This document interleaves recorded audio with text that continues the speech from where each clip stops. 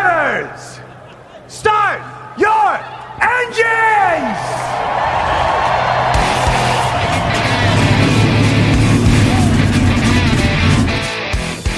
Hit the pace car! What for? Because you hit every other damn thing out there, I want you to be perfect! When I'm driving, I got a guy on the radio who talks to me. You see him? He talks to me. Well, I wanna be a race car driver. Pretty girls eating from my hand, yeah. Wanna live a life of fun and danger. No sweater working for the man, alright. Well, hey. Well, I wanna be a firefighter. Crew-led when the heat is on, yeah. Save my baby from the burning building. Take her home with the sleepless sun, alright. Well, No, he didn't slam you, he didn't bump you, he didn't nudge you, he rubbed you. And rubbing, son, is racing. Hey, race fans, welcome to the Whoobazoo Radio Network. This is Drafting the Circuits. My name is Frank Santoroski. I'll be your host for the next hour as we discuss everything racing from this past week. Before we get into it, let me introduce you to the panel I have in the studio tonight. With me is race engineer Richard Youden, NASCAR correspondent for Motorsports Tribune, Seth Eggert, IndyCar writer Christopher DeHarde, and joining us for the first time, Luis Torres, who is all-purpose writer over there at Motorsports Tribune. How is everybody tonight? Doing good. Very good, thank you. All right. We've got Gray and Joey off on assignment. Gray is still removing snow from the grandstands in Martinsville, as I understand. But that's another story for another day. So Formula One guys up and running. Finally, the last of the major series to get a start. Sebastian Vettel beginning 2018 in similar to fashion you started last year, taking the win. It wasn't a giveaway. But Richard, let's have your expert analysis. Let's talk about this Formula One race and break it down a little bit. So I think we saw pretty much what we'd expected coming out of pre-season testing, as has been the case for the last 4 or 5 years now. The Mercedes is the dominant car on raw, one lap pace and over the course of race pace as well. In all fairness to the Ferrari team and Sebastian Vettel, they didn't, again, use this race, didn't deserve to win the race. They did deserve to win it because they won it.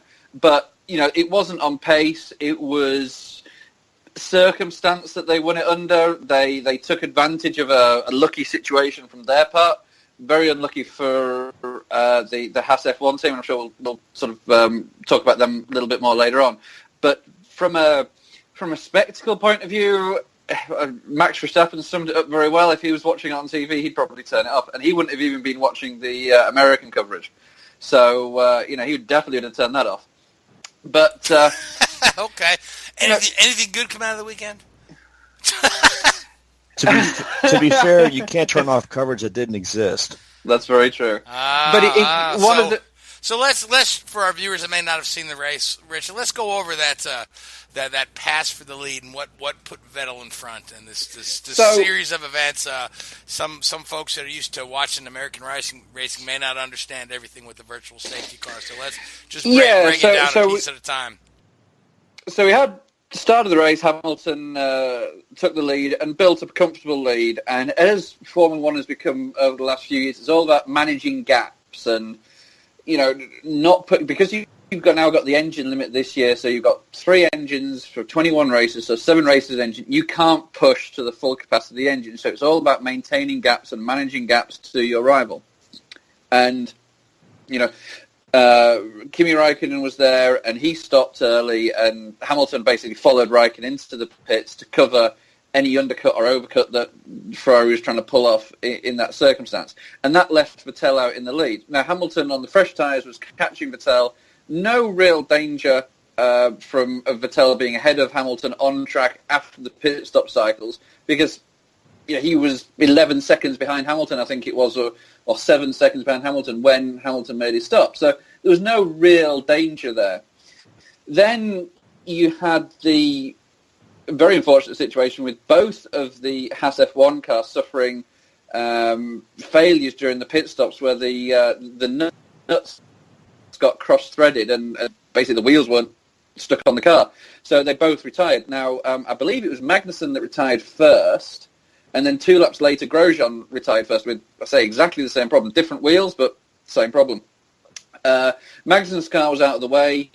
Grosjean's car was in a position where they deemed they needed a virtual safety car. Now, under the virtual safety car system, the idea is you freeze the field. So, unlike a full safety car where everybody bunches up, under a virtual safety car system, it's designed to aid the leader who's maybe built up a 10-second gap. It's designed to neutralise the race and maintain that 10-second gap. There is one issue with these rules, which is exactly what Ferrari and Vettel took advantage of. The pit lane entry, the pit lane itself, and the pit lane exit are not covered by the virtual safety car speed limit. So as soon as Vettel entered the pit lane, he could go as fast as he liked. He wasn't limited to these, what they call deltas, the speed deltas, which they have to adhere to on the track. So Vettel was able to take a normal pit stop speed, which was far faster than Hamilton, who was limited to his speed on the physical racetrack. So when Vettel came out of his pit stop, he'd maintained that lead. So it was almost a free pit stop. And, Hamilton was on the radio complaining. He didn't understand why that had been allowed to happen, why he wasn't told. And as I mentioned earlier, everything in Formula 1 now is about maintaining gaps and sort of covering these sort of scenarios. Now, in the grand scheme of things, the possibility of a virtual safety car under those set of circumstances with that particular gap is relatively low. But it happened, and Mercedes will have had data about that. And at no point was Hamilton told, hey, you need to gain 2 or 3 seconds to cover a virtual safety car pit stop for Vettel. Now, that was Hamilton's gripe during the race, that he wasn't told that. And again, how many of these circumstances do you relay to the driver? And especially with the limits on engine life, you don't want them overstressing the engine and overpushing it. So it was very much Ferrari won that race through circumstance rather than outright speed. But very quickly, one of the things it did highlight massively is how hard it is to overtake. And Melbourne's not a great overtaking track. There's very few very few places you can overtake. And they increased the number of DRS zones, but it didn't really make much of a difference. And I think that's something that is going to have to be looked at going forward with, the fact that Hamilton was clearly faster than Vettel, but just wasn't in a position to pass, as many other cars were throughout the weekend. Absolutely. Well, now let me ask you this real quick, just because I should probably know the answer to this. But when we're running under virtual safety car, okay, and we've got the virtual safety car speed limit, is that like a switch on the dashboard, like a pit lane speed limiter? No. Or is that the driver is in full control of that? So the driver is in full control. Now, my understanding of it, and the virtual safety car came in after I was directly involved in Formula 1, but my understanding of it is there are 20... When you see a race, it's split into 3 sectors. Well, actually, from the FIA's point of view, the track is split into 20 sectors. There's 20 sectors, and there is a predetermined time that you should run through those sectors at a low speed, so that if there's marshals on the track or a recovery vehicle on the track, you can react safely to that scenario. So it is still driver controlled, but it's not like a pit limit button. The reason they do that is because the virtual safety car can be turned on or off at any one time throughout the lap.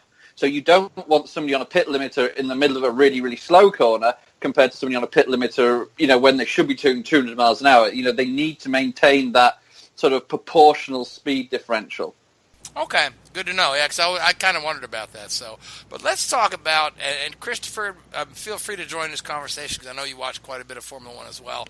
The good news, bad news for the Haas F1 team, because for the early part of the race, the Haas F1 team was only behind Ferraris and McLaren. They were ahead of the Red Bulls and the Renaults and everybody else. They were really having a great weekend. I'm sorry? The Mercedes and Ferraris. Did I say McLarens? I went to you said McLarens. I went to the 90s for a second. Okay, I'm back. The Mercedes and so Ferraris. So you're saying Mika Hakkinen is not back? Yeah, he was there. I saw him. So anyway, and then the problems with the pit stops. But Chris, what do you think this holds in store for the rest of the season for Haas F1? I know it was a miserable result, but looking forward. Hopefully they can bounce back from this, and I say hopefully because when you're that one guy that has that mistake and you know it's on you, sometimes you can either fall apart or you can get stronger from this. And I think that showing Romain Grosjean, supporting him in the paddock area afterwards was really, really nice. I also think that we saw some good things with the team competing up there in the top 5, but unfortunately, that's the start of the race. It's not the end of the race. They did look promising. Overall, for the time that they were on track, it's a lot of good. So I'm not going to complain about that too much. I just wish I could have seen them a bit more. Yeah. Now, Rich, you've got some comments on this pit stop stuff too. Yeah, I mean, the pit stop sort of scenario it's unlucky. I mean, you've done so much throughout the weekend, so much hard work to get there, and it's a real shame for them. Going forward, I think they're going to struggle to maintain their position as the sort of best of the rest, for want of a better word. If you cast your mind back to last year, they were very open in their, we're stopping development of our 2017 car early, going on to 2018, probably earlier than anybody else did. And, that's shown. You look at guys like Force India who were really, they were in that position last year. They were, 7th, 16th, 15th, 16th all weekend. They really, really struggled, those guys. And because they developed their car for 2017 through the back end of the season, whereas Haas had that early advantage. So, my personal going forward, then these flyaway races before you get back to Europe, that's when they need to pick up their points. They need to go out there and finish 5th, 6th, 7th. Bag the big points now and sort of hold on throughout the rest of the year, really, because I think especially the likes of Renault and McLaren, they'll catch up and they'll pass them pretty soon, I think. But on the pit stop side of things, yeah, that's some really, really bad luck there. There's so many things that we've got to get right on a weekend, and pit stop practice is one of those things. Now, Gunter Steiner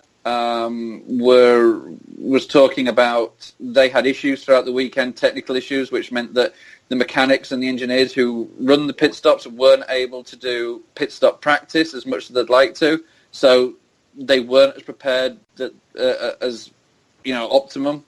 But it was a shame. It really was. So hopefully they can go to Bahrain in a couple of weeks and have a repeat performance and bring home the points that they certainly deserve.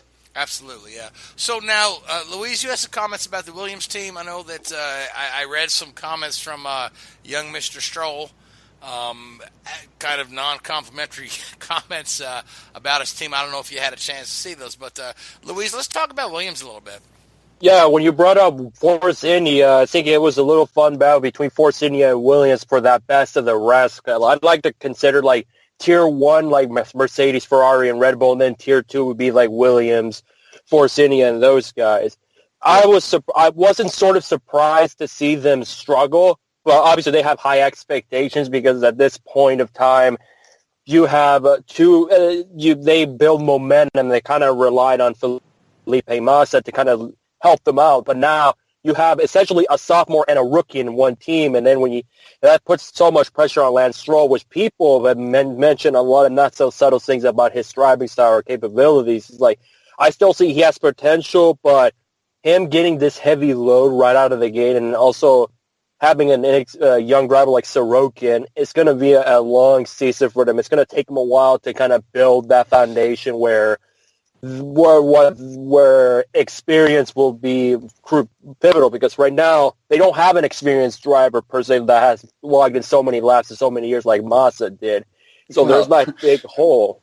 Well, They do have one, but he's their reserve driver. Yeah. They could have had a very good one in the cockpit had they gone that route. Yeah, but we talked Robert about that all Kubica. last year. Yeah, that's who we're talking about. Yeah, good old Robert. And I mean, one of the other issues that Williams will be dealing with throughout this year is, of course, they're losing the Martini sponsorship for 2019. So there's a hole there that they'll have to fill. Now, obviously, that's a separate entity, if you like, from the team. It doesn't really affect the day-to-day running of the team, but they may be looking at a financial reduction in their income going forward. There's lots of things that they'll have to consider and they'll have to manage properly and efficiently. And it's a difficult time for them. It really is. Personally, I would have liked to have seen them get on board with Honda. We talked a little bit earlier about how the Honda team or the Honda engines are now at Toro Rosso, and they've almost seemed to have, had their 3 years of hurt with McLaren, and now they seem to be reasonably competent. So I would have liked to see somebody like Williams jump on board with Honda and work together, because the days of being customer engines and being competitive, I think, are pretty limited in the sport. So, it'd be interesting to see where they end up at the end of the year. Yes, absolutely. Yeah. So, beyond those teams we've talked about, so let's talk about McLaren at their move over to Renault. Not a bad showing, right? Alonso's mixed it up in the top 10. He was there at the end of the race, which was something we rarely saw last year. I mean, in the seat of the car, not on the chaise lounge. Yeah, I think it was to a certain extent, it was a win-win situation from them. They got rid of the bad press from Honda, and they got an engine they knew was going to be reliable. I mean, it's not a Mercedes, but they were never going to go back to that. It was the best that they could get, and they knew that a lot of the issues that they'd seen in the previous year with Honda were never going to rear their heads in Melbourne. So, it was always a little bit of a. This year is going to be. That's probably going to be the most intriguing battle. Is the Renault, McLaren, Red Bull fight. For so long, McLaren have said, hey, we've got a great chassis with great aero and great mechanical grip, our engine sucks. And Red Bull have been saying the same thing. And now Renault are they're investing some serious cash into their team to sort of bring them to the front of the grid. So it'll be really interesting to see that dynamic of how McLaren can start to develop a car that they know is reliable and is not power limited like it has been in the past. How Renault continue to invest and see if some of those, the fruits of their labours there come through. And that Red Bull dynamic, with Christian Horner just bleating on and on and on. I mean, just shut up, please, But if he's got a job going, I'll take it. Well, yeah. Richard, you crack me up. Double duty work. Yeah. So let's talk about the television coverage, okay? So this was ABC-ESPN's first Formula One race in a number of years. I mean, ESPN carried Formula One for years when I was young, and they did a pretty good job of it. Actually, it was the black and white days. Thank you, Chris. Oh, come on. We had. Oh, come on. They still had Bob Barsha. We had color TV and we had cable. I mean, come on, yeah, we still had Bob Barsha, David Hobbs. So anyway, those of us that follow IndyCar racing, right, we're overjoyed with the fact that ABC will no longer be covering the Indy 500 and a portion of the IndyCar season. And we'll talk about IndyCar's new TV deal with NBC a little later in the program. Because what do we like to say? ABC means always bad coverage, so they've got a chance. They're using Piping in Sky F1, which does a fairly decent job of covering it, and technical difficulties and poorly slotted commercials. Luis, you saw it. I mean, just what an abomination, huh? Oh, yeah, definitely it was an abomination. This is coming from a guy that has a broadcasting degree, and the one thing you don't want to do when you have technical difficulties is kind of like put yourself in a bad spot where you have to re-air something that just more or less aired an hour ago, which was the 20 greatest athletes of the last 20 years, which Michael Schumacher, I might add, was on that list, along with Jimmy Johnson as the only racing drivers. That's another topic within itself.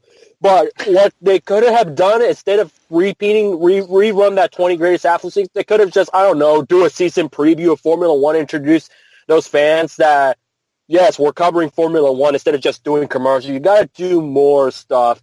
It's like with ABC and ESPN, I've mentioned it for the last couple of years, they've done the bare minimum. And in this rate and age of racing, you don't want to do the bare minimum. You want to go all in. You want to have I know your ESPN Renegade said they're not going to have in-house people, so there was not going to be a Bob Marsh or David Haas, Steve Matchett, or Will Buxton and those guys, but at least could have done something where, I don't know, like, let the viewers know they're going to break, like, I don't know, add like a little graphic said more in we'll be right back, or like do a transition stuff where like just Formula One and have a monkey juggling on a unicycle. That would have been more entertaining, right? So, I think the problem is that there was nothing they could do because they don't have a broadcast team. They don't have a broadcast position. They're just piping in the feed, from Sky F1. And even back when ESPN covered Formula One back in the day, they didn't bring a crew to the race. A lot of times the commentators were sitting in Connecticut watching the race on television doing the commentary, but at least they had guys in the studio that could speak, So, when that happens, they've got nothing. So, and Seth, I'd love to hear your comments about this too. I actually watched the re-air at 11 a.m. Eastern on Sunday, and I don't know about anybody else, but last name overtaking last name, really? Hey, Formula One driver last names are hard to spell. Seth, Formula I'll give them driver that, names are hard to spell, but still. The only other thing I was going to say is the Breaks 2 commercials were very, very rough. There were times in which it was just a black screen for several seconds, and it would come in the middle of the Sky Sports announcer or broadcaster talking about, say, Lewis Hamilton or Sebastian Vettel. There's one in the middle of that virtual safety car that you guys were talking about earlier, and it just blew my mind that they would break away at such an inopportune time. Yeah, and we saw this. Which is why they needed to add a graphic on there instead of the black to make it more fluid. Yeah, and we saw the same thing in the IndyCar, season opener a couple weeks ago, right, Chris? The commercial breaks were poorly timed. I mean, we'll just have a commercial during a yellow, but let's neglect to come back from commercial before the restart twice in the same race. And it just shows the lack of attention to detail that these guys really don't know how to broadcast a race. The camera angles were terrible. We had incidents on the track that the camera angles never caught, and important incidents too, and that was the IndyCar race.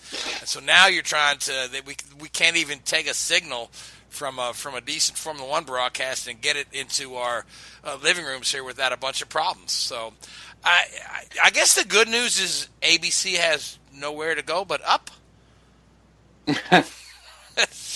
Oh yeah.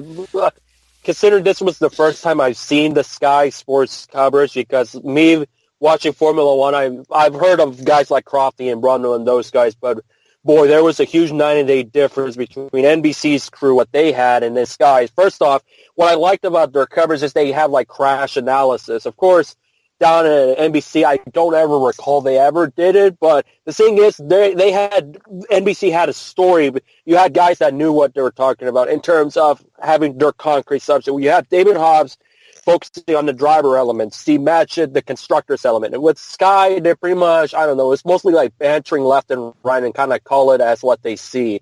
They don't really have kind of like that quote-unquote chemistry where you have a guy that is solely focusing on a specific subject like Matchett with the constructors over the years.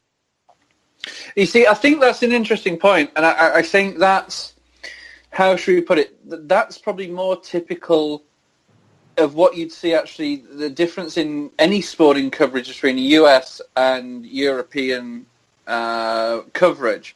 In Europe, it's more, how should we put it, they're sort of adding something to what you're seeing on TV, and they're commenting on things, and they're bringing their own insight. I think when you watch, and this is my personal opinion from what I've seen of it, a US-based coverage, it's more describing what you're seeing on the TV and reaffirming what you're seeing. So there is that little, there is a difference in how, and it's not just Formula One. All sport, I think, is covered. I've watched, soccer in the UK with UK coverage and with US coverage, and it's almost like you're watching a completely different game.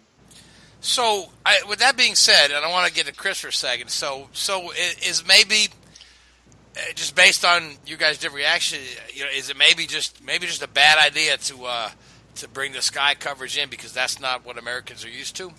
I've always heard that the Sky coverage was very, very good, but then after this, I heard a lot of complaints about, somebody called them, I don't want to listen to two monotone Brits for 2 hours. I saw that. Yeah, thanks. Yeah.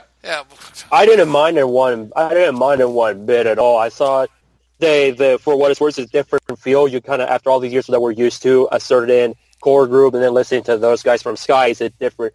They have some plus sides and all of that. It's just mostly my biggest complaint is mostly how it was executed as far as ESPN's part. As a matter of fact, I'm not sure if even there's one guy still on ESPN. If you could have like a host like a Richter Brule who did Formula One for a year or two, like including Alonso's first win back in 2003. I don't know, just.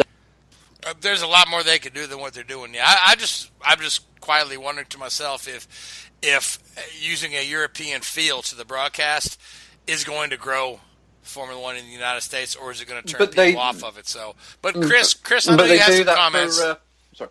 Go right ahead, Richard. If there was such a thing as chloroform in motorsports broadcasting, the Australian Grand Prix was it in the United States. It was just. It made me long for the ABC IndyCar broadcasts. Honestly, the Sky feed normally is really, really good, but when you don't have a support staff in the United States to do it the right way, it is downright unwatchable. And really, it was just terrible all around. All right, Richard. One more last comment. That was really it. All right, Richard. One more last comment on this TV coverage before we move on. That was my exact comment as well. I was going to make there. You can have the greatest input coming in, but if it's almost like this. Oh yeah, we actually have to have somebody here to like press the button and to talk and do so. It was just it looked really smacked of like lack of professionalism really, which was really, really disappointing. Very disappointing, yeah. So like I said, ABC's got nowhere to go but up. Maybe they'll learn from this. Maybe they won't. I don't know. What's the duration of the contract? Is it a multi-year or is it a year by year? Does anybody know? Too long. I'm sure it's a multi-year. They mostly trying to cater to the streaming audience, which also, by the way, if you're going to make it, of course you have the F1 TV Pro coming up, but as far as your telecast, at least have like exclusive, like, well, it's going to be hard because you got to contact Skype, but it's like their streaming aspects, they kind of have some working to do. It'll be interesting to see how many people do pick up that F1 streaming service when it becomes available. Because I think that'll, again, just be the Sky feed, but just without any commercials. And you'll get all the other... So basically, in the UK, there is a Sky F1 channel, which has, all the practice sessions, qualifying race, all the other stuff that goes on with it. And it may be that they just, like, simulate or broadcast that at the same time. That may be what it is there. I wonder if they made the broadcast open on purpose that they wanted people to subscribe to the Sky to the F1 feed instead. Oh, it could be. I would not be. Never know. Oh man! So speaking of television, so IndyCar announced all the races on NBC and NBC Sports going forward after this year. ABC TV is going to bid farewell to the Indy 500 after, 54 years, I believe, of covering the 500. It'll be on a different network. Since 1965. So that's roughly 54 years, somewhere in there. So, because after this should be 54, yeah. So, but a lot of folks are really excited about this. They like the deal. We don't know all the how many practices are going to be seen, what the streaming options are going to be. They're going to utilize the NBC Gold streaming option. We don't know what the price tier is going to be. But to have everything on one network and to have 7 races on NBC, and just knowing that NBC, when they cover the larger sporting events, such as like when they've picked up the Kentucky Derby, and when they've picked up the years they've covered the Super Bowl, they've utilized their other popular programs, such as like their morning program and some of their late night, like the Jimmy Fallon show, and broadcast from those events. And man, I can see Jimmy Fallon setting up at Indy next year and doing a show from there, because he's taking his show on the road for the Super Bowl every time NBC's at it. So I can see them doing that for the Indy 500 and just doing a lot of cross promotion. So I think that there's going to be a lot of good to come out of this. But I think the one downside, Chris, if I'm not mistaken, is that IndyCar may not have the rights to stream the practice and qualifying on their Facebook page like they have been, and we may have to get the NBC Gold to do that. Is that correct? From what I've heard, yes, which is going to be a major bummer. If they have any of the NBC people at any of the races, I'll be sure to ask them that, how was NBC Gold better than what they have now on YouTube, when NBC Gold is something you have to pay for while the YouTube streaming is free. So that they're going to have to really, really convince me on that. I'm not 100% convinced that it's the right move. Well, we've got one more year on the current contract to see what happens. So, with that in mind, guys, any more notes on Formula One or IndyCar? And yes, Jay Howard signed for car number, was it 30? Is it 36? 7. Just 7. 37 if you count Buddy Lazier, who I don't think is going to show up. So, but I thought you were talking about the actual car number itself. No, the actual car number itself is 7. No, I'm talking about the 35th official entry, the 36th official entry, I believe. So, which means we're going to have a bump. And Mark Miles said we're going to have a bump. So, who do you guys feel might actually get bumped? I mean, because a lot of folks are saying, oh, yeah, Danica, Pippa Mann. I guess it's easy to pick on the girls, but as I look at this thing, I don't think Pippa's going to be the slowest one in the field. And I think Ed Carpenter's cars are pretty darn strong. And so long as Danica's comfortable in the car, I want to say if there's going to be a bump or two, you got to look at like perhaps like the Kyle Kaiser, that team, or Pietro Fittipaldi, the Yukos team, Pietro Fittipaldi, Jay Howard certainly. I think some of those guys may be more likely to be on the cusp of getting bumped from the field than, say, Danica or Pippa. What do you say, Christopher? I think Pietro Fittipaldi is going to be fine because Dale Coyne has Craig Hampson on the engineering staff, and Craig is one of the first people you'd want to hire if you're going to be doing an IndyCar team. For being bumped, I'm almost tempted to. I hate to say Kyle Kaiser because he's the Indy Lights champion, but I mean, Yukos didn't necessarily have a good qualifying situation last year. If Buddy Lazier is going to get his effort going, I would say him possibly. Or what about even like the Dreyer and Reinbold cars? Oof. Like the Dreyer and Reinbold cars are not. Sage Karam's going to qualify. Yeah, but that second car that's unnamed yet might be Hildebrand. But you're talking; those guys have done no testing with the new car. They don't even. I don't believe they've taken delivery of the new parts for the car yet. So I don't know how far off the. They have. Sage Karam's car was being painted. Okay, so they're Sage Karam's car was being painted. I did see social media. But they're still behind the rest of the team. So I would say, I wonder if one of the Carlin cars won't qualify. I was thinking that too, yeah. Or say even like the fifth or sixth Andretti car. Stephen Wilson. He's not had a ton of experience behind the wheel. I think he'll be fine. I think he'll be fine. I know it's way early to be talking about this, but it's going to be exciting to see an actual bump. After the speculation that we may just go ahead and let everybody start. That Miles is guaranteed. There'll be a bump day. And Seth says, what if we have a big name have a bad qualifying effort and wreck on bump day? That could certainly happen. I mean, Indy can be unkind to anybody. Guys that have not made the field in years past include Emerson Fittipaldi, Al Unser Jr., and Bobby Rahal. Not because they crashed, simply because they couldn't get up to speed. So, there's when it comes to qualifying, the bigger the name, it doesn't matter. Unless you buy your way in. Yeah, that was one of my biggest concerns. I imagine it's like if Danica was in that predicament, I would not be totally surprised if that were to happen. If the GoDaddy or Ed Carpenter buys the right, which is kind of unfortunate that happens. Like if you qualify, you qualify. If you don't, you just don't. There's like controversial line where it's the nice way to do it or the dirty way to do it. And I think buy rights is one of those ordeals. But it really depends on the higher ups and who makes that call.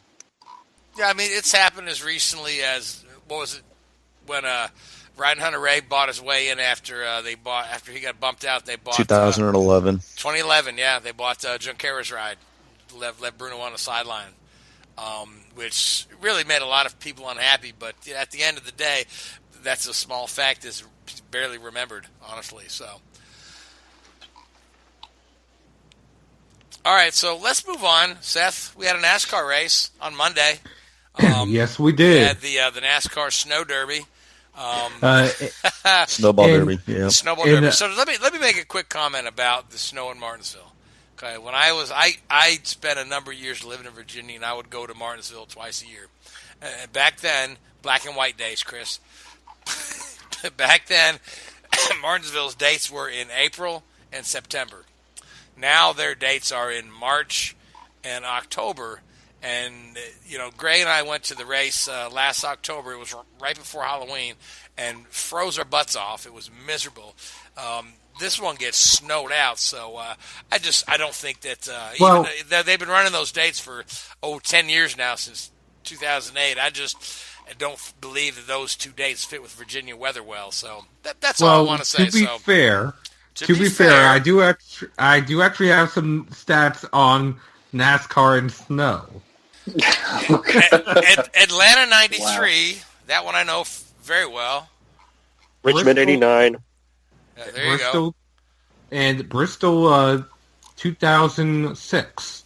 An Xfinity race had a snow delay in the middle of the race. Yeah, I mean, Mother Nature's going to do what she's going to do, and you can't.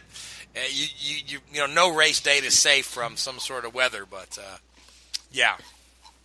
But it's about every 12 to 13 years that a race is actually delayed either by a day or by a significant amount of time by snow. What about global warming? I'm not getting into anything like that. We've had wildfires that moved Daytona to October, and that one was not safe for weather. It was raining at the very end. Yeah, we had wildfires. We had wildfires cancel the kart season ender Fontana several years ago. And last year, wildfire almost affected Sonoma Raceway after the racing season. Correct. Yep. So I digress. Let's not talk about the weather, because this isn't drafting the weather. This is drafting the circus. Let's talk about that. Let's talk about the guy who broke his long 190. Slump. Yep. We're so happy for Clint Boyer. 190 races. Clint Boyer went winless in the Monster Energy NASCAR Cup Series. He finally broke through at Martinsville Speedway, leading the most laps in his career in a single race. The last time he led over 170 laps was New Hampshire in 2010. He led 216 laps yesterday. We're recording on Tuesday. They led 216 laps yesterday out of the last 217 laps. And on top of that, it's his first win since 2012. It's his first win since 2013 Spingate. And he is the first driver to have a win in all three of the current manufacturers on track. He has won in Ford as of yesterday. He won with Toyota at Michael Ultra Racing, and he won in Chevrolets at Richard Childress Racing. And he's the only driver to have done that? The only driver to have done that. That's pretty good. That I did not know. Pretty cool. And his winless streak was the third longest in NASCAR history. It's third only to Bill Elliott at 226, and Martin Truex Jr. at 203, I believe. And we saw what happened. Which yours truly was there at that one, when Truex won. There were not many fans of Truex at that point. I think there was only one super fan, and look what happened 5 years ago. He's probably grown a lot since. Yeah, and look what happened to Truex when he started winning again. And I mean, is Clint on a similar path? That team is pretty darn good looking at Harvick's results. It is the fourth win out of 6 races for Stewart-Haas Racing. It very well could have been the fifth had Daytona gone differently. But going back to the winless streaks, the driver currently with the longest winless streak is Paul Menard, and he is just reaching 200. And at the rate this is going, he could possibly reach and maybe even surpass Bill Elliott's mark. But with the performance that the Fords have been having, even the Wood brothers being aligned with Team Penske, there is a chance he could win later in the season. All right, so let me ask you this quick question about your win or your loss streak, okay? So is this races between wins, or say, like in the case of Bill Elliott, is it like when if somebody never wins again, do you count that as a streak? No, it's races. Like how many races did Jimmy between wins? Okay, races between wins. Okay, gotcha. So if Paul Menard never wins again, Elliott still has a record. He then, just right? has that one win. Correct. All right, gotcha. Thank you, John Madden. Yeah, and as far as speaking of Paul Menard, as far as active drivers, they're the longest. I know Trevor Bayne has not won since the 2011 Daytona 500, but of course he drove part-time until like a few years ago, so that's why he's not ahead of Paulie. Exactly. Trevor Bayne is now third on the list because of Bowyer's win. All right, so Bowyer's now got him a spot in the chase. So we've got 2 of the Stewart-Haas cars safe in the chase there. And again, we were talking about this, a pretty dominant win. Every race this year, save for the Daytona 500, has been a dominant performance by one car. Is this healthy for the sport that talks so much about parity? I think so, and mind you, it was a dominant win, but at one point in the race, Bowyer almost ran out of fuel. If it wasn't for a caution because of Trevor Bayne, which had a little help from Austin Dillon, Jamie McMurray, wasn't it? Jamie McMurray, I had it mixed up. Jamie McMurray and Austin Dillon. Well, hey, Trevor Bayne did cut down tire late in the race and almost brought out caution. But if it wasn't for that caution, Bowyer would have run out of fuel. Yep. So we almost had somebody else win because of that. But again, like you said, it was a dominating win. But Bowyer really didn't come to the lead until after the second stage. He was running about 5th, 6th all race long until about 50 or so laps into stage 3. Yeah, but then he just took over from there. So I don't know. I mean, yes. Martinsville is always an entertaining race, and there's always anybody can win. There's always a little controversy, like Kevin Harvick brake checking Denny Hamlin, that kind of nonsense. But before we stray too far off of Clint Bowyer, Chris, you have some fun facts about Clint's last win. I want to hear those. Yeah, so Clint's last win was back in 2012 in October at Charlotte. A few fun facts about Clint Bowyer's last win before today. The iPhone 5 was released the previous month, Snapchat at that point was only 1 year old. Instagram had just turned 2 years old, and Windows 8 still wasn't released to the general public. Just to give you an idea of how long ago Clint Boyer's last win was. Oh, yeah, and I was just a high school senior, and I didn't even want the homecoming thing until, like, a few weeks later. It makes us all feel old that it's been since 2012. I was going to say, that's not that long. I mean, come on. Well, for me, it is. Yo, youngsters. 5.5 years. 5.5. Yes. Yeah, back then, my daughter wasn't interested in boys yet. So. So anyway, other than Clint Boyer just like killing it at the end there, what are some of the other stories coming out of Martinsville? And we've got a truck race to talk about as well. Well, another issue with the pit guns, although this wasn't a pit gun failure. Daniel Suarez on a pit stop, they released him before the rear tire changer had actually removed the pit gun from the lug nut.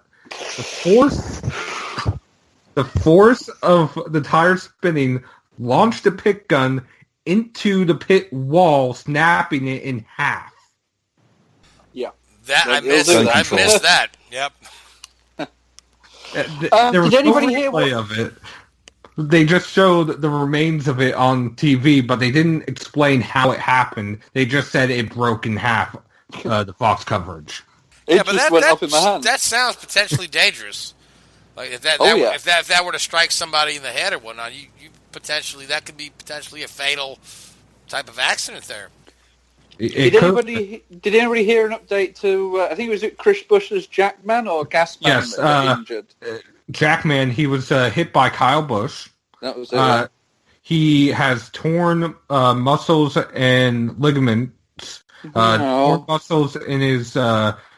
I want to say his abdomen, groin, left arm, and left leg. So which parts of his body didn't he injure? Or maybe quicker. Brain. His head and his right side. Wow, that's... Yeah, and I felt that sounds brutal. And now I was thinking when I saw the ambulance open the wall, I was thinking, is this going to be one of the more bizarre red flags? Because it's been 6 races since we had 7 races dating back to Homestead last year. We've had one. I was thinking, is this going to be the first one? But no, but Martinsville were pretty much prepared for that wall opening stuff. I feel that sounds brutal. And, of course, no footage of it, which I don't even want to imagine how that looked like. There is a just off-camera angle.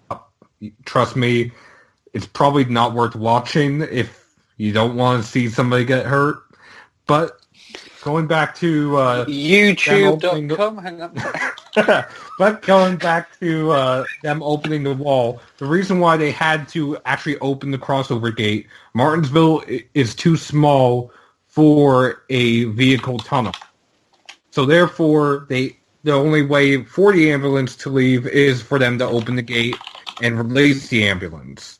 What they did was they just added caution laps at the end of stage 2 to allow for that.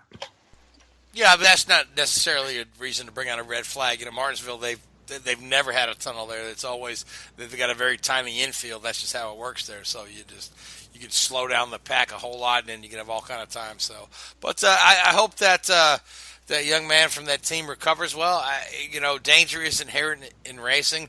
We've seen, over the years, some pretty scary incidents with pit crew guys. So wishing that guy a full recovery.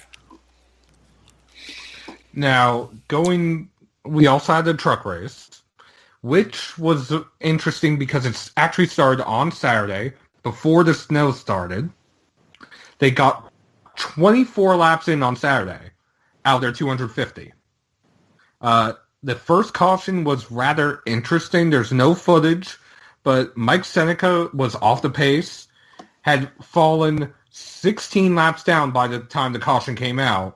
And the caution came out for him stalling after failing to obey 3 NASCAR directives to go to the garage area because he was failing to make minimum speed. When he finally went to the garage area, he almost hit a tow truck and several NASCAR officials. Okay, what's this guy's name again? Mike Seneca. Okay, so has he been in the series for a while? He has. Well, he made his debut last year. He has never finished a race. It's always been a vibration, too slow, or an accident. Okay. And apparently he's a pro wrestler at one point. Who knows? It's something odd about that guy. Pilot. So he's a wrestler. Anyway, I trust Mark Thompson to take me home than him. Wow. So, but there's no footage of him hitting the tow truck and stuff, huh? No footage of him almost hitting the tow truck or the NASCAR officials. That's funny. It was not even mentioned by TV or by radio. They just came back and they were under caution from commercial. Wow. Okay. Yeah. That's bizarre. Yeah. So and then we know it started to rain. Rest of the race. Yep. Yes, it started to rain, then snowed, and they got about 5 to 7 inches of snow. It was postponed to after the Cup race on Sunday, before it was postponed to before the Cup race on Monday, because you couldn't park, you couldn't really get anywhere. Granted, the roads were fine, but the parking lot was a mess because of the snow, and there was about 70,000 people in the general area that lost power or were having issues with electricity because of the snow. Yeah, that's so that NASCAR.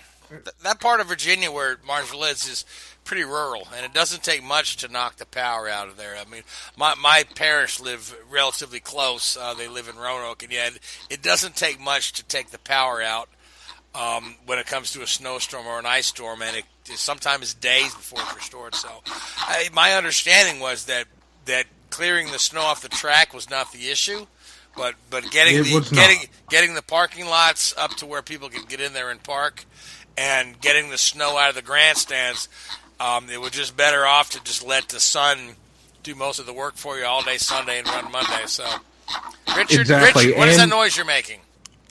Is that me? Sorry. I don't know. Sound like you have a rubber ducky and you're squeezing it. Anyway, something else attracted to try to eliminate any potential weepers. They disconnected the safer barrier to remove the snow that was between the safer barrier and the concrete wall. Good idea. Anyway, when they finally restarted the race, Ben Rhodes dominated until some bad pit stops relegated him to being mid-pack, if not in the back of the pack. This opened up the lead to John Hunter Nemechek, Kyle Benjamin, and Todd Gilliland. And they were having a pretty intense battle for much of the last 100 or so laps. Todd Gilliland eventually was forced further back in the pack after he got bumped from his teammate, Harrison Burton. But Kyle Benjamin, who was driving for David Gilliland's new team, and John Hunter Nemechek, who's running part-time in the trucks this year, they were fighting tooth and nail at times, beating and banging. It looked like Benjamin was going to try and do a bump and run on the final lap, but just couldn't get there. And John Hunter Nemechek, to quote him, "Tick-tock, we finally got a clock." Nice. That's exactly what he said in Victory Lane. His father never won at Martinsville, and it was only about 2.5, 3 years ago that they finally started giving the grandfather clock trophy to the Truck Series winners and not just the winners of the Cup race. Yeah, that is one of the neatest trophies in NASCAR is the Martinsville grandfather clock. Yeah, I mean it's 10 times better than the giant lobster they'll give you in New Hampshire, or the monster from Dover. Yeah, those are absolutely beautiful. I mean I grew up in that area. I've seen those clocks. That is the coolest trophy in all of racing. But the thing with those clocks is, once you've won one, what do you do with the second, and the third, and the fourth? You give them to friends and family members. Everybody associated with Rusty Wallace has one, because he's won like six 6 times down there. Yeah, he's got his grandma's got one. His brother's got one. His kids have one. I know one of Richard Petty's. I think one of Richard Petty's like 16 or 17 of those. One of them is in the NASCAR Hall of Fame. Yes, it is. So they give him just about anywhere. Well, I shouldn't say it that way, but they give it to the race shop, to friends, family, museums. And I do also want to mention this. There were 4 drivers making their Truck Series debut this past weekend. Dawson Graham, Reed Wilson, Corey Roper, and Kyle Benjamin. And I'm pretty sure they now share the record for longest Truck Series debut in series history, considering from the green flag, granted, there was a snow delay, but from the green flag to the checkered flag was about 52 hours.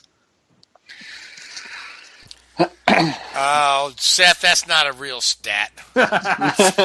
And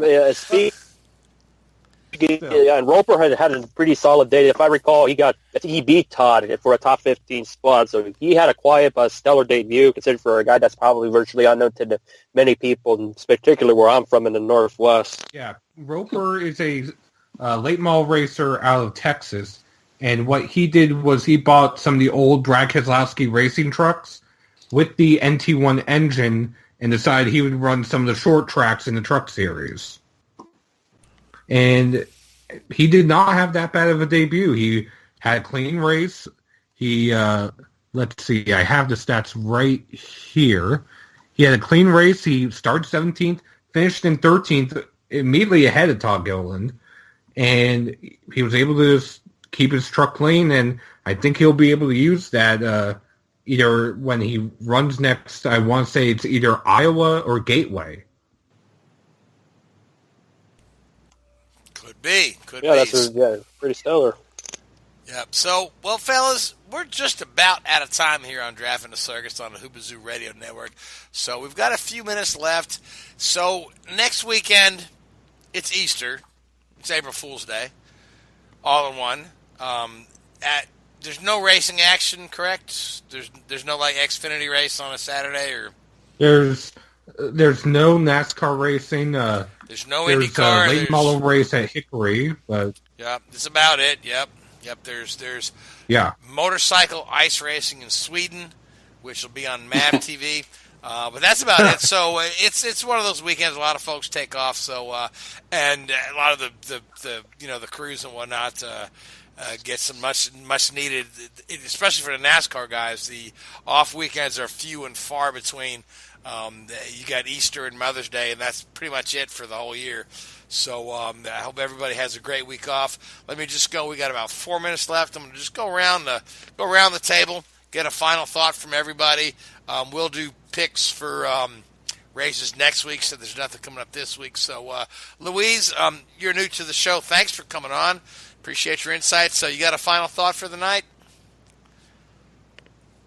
Well, first, much appreciated. And as far as my final thoughts, as far as this whole entire weekend is, quite frankly, as far as Formula One, I think this could be a very compelling season, but bear in mind, with the 3-race injury rule, my biggest concern will be how much of that's going to hamper any competitive battles for the win, as we saw in Australia, because Hamilton could have gone, but because the conservations and all of that, how much will that affect long term? And as far as social media is concerned, real fast, Twitter at the LT Files.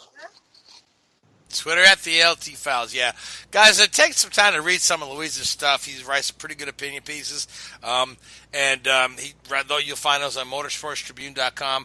Some of Louise's stuff we republish on Drafting the Circus, where you can find it on our Facebook page, Facebook Drafting the Circus, or Whoobazoo.com/Drafting the Circus. But read some of Louise's stuff. Good stuff for young men. You've got some good insights. Thanks for coming on the show. Christopher, you have a final thought for the evening? Or are you just going to fade into the distance? Motorsports television coverage has a long way to go. Sebring was a few weeks ago, and some of the more interesting accidents, we were only able to see thanks to obscure camera angles. Also, we have Phoenix IndyCar is going to be the next race, and then Long Beach is going to come up. It's a good little mini West Coast swing that's going to happen for the Verizon IndyCar Series as well. So it's going to be a lot of fun out there. All right, who just burped? That wasn't me. That wasn't me. All right, guys. I know we're off. I know we're off next week. That doesn't mean you have to act like a bunch of heathens on the show. And I meant 3 engine rule, not 3 race engine rule. My apologies. All right. So, Seth, if you got all the burping out, what's your final thought for the evening? It wasn't me, but final thought. I know it was Richard. It wasn't me. Trust me, you wouldn't have needed a microphone to hear it if it was me. It was nice to see Jimmy Johnson, Stenhouse, Truex, a bunch of drivers just go in and congratulate Boyer after his win. And I don't know if anyone has seen it, but there are a couple of tweets of photos of Boyer running to his son Cash after the celebration. He did his burnout. He got the checkered flag.